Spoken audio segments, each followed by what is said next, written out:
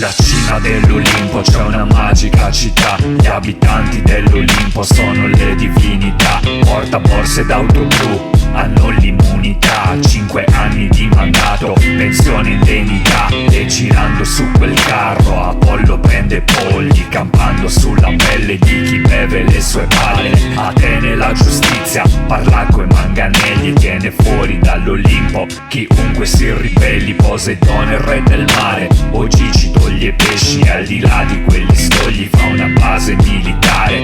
Diane di sinistra, ecologista alternativa, è simpatica e carina, gioca a fare la diva, ma da dietro la poltrona fa gli inciuci come tutti e finisce di affondare sto paese alla deriva. Vulcano è un industriale che investe il capitale, se ne fotte dei tuoi morti se c'è da guadagnare. Afrodite è una puttana che si dà da fare, ora agli amici giusti e fa il parlamentare. Sulla cima dell'Olimpo c'è una magica città. Gli abitanti dell'Olimpo sono le divinità. Poi lì c'è una bambina che ancora te non è, ma vedrai che impari in fretta e sfrutterà anche te. Sembra talco ma non è, serve a dare l'allegria. La usa tutta Italia, pure la polizia. Va col monopolio di scimmie da ammaestrare, corrompe la tua anima per non farti pensare.